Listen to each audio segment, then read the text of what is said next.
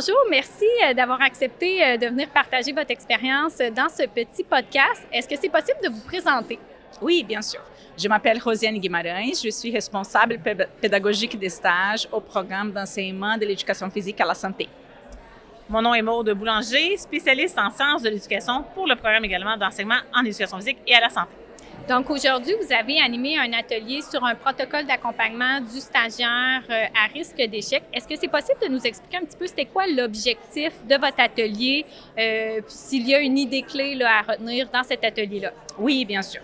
Mais notre objectif, c'était de montrer les protocoles qui ont été mis en place dans notre programme pour soutenir les stagiaires qui présentaient des difficultés dans les compétences professionnelles qu'on évalue, qui sont prioritaires à chaque stage.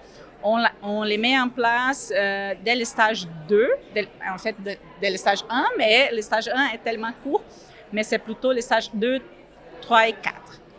Oui, c'est un protocole qu'on veut obligatoire. Donc, pour tous nos superviseurs de stage, dès qu'il y a des difficultés importantes qui ressortent de la part d'un de nos stagiaires, bien, ce protocole-là est mis en place avec des mesures qui sont très claires aussi pour assurer un suivi qui est rigoureux de nos stagiaires et assurer également la réussite du plus grand nombre d'étudiants aussi. Parfait, merci. Puis, en quoi concrètement l'atelier peut soutenir l'accompagnement des stagiaires ou soutenir les formateurs de stagiaires?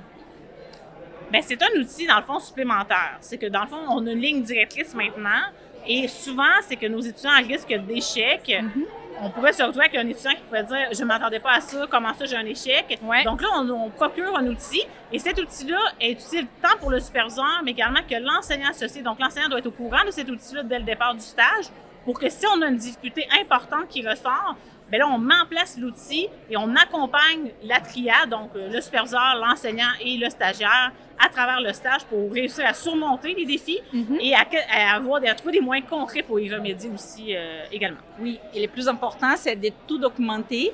On a expliqué ça lors de l'atelier, qu'on a des formulaires à remplir, des suivis pour qu'on ait un dossier de cet étudiant en difficulté.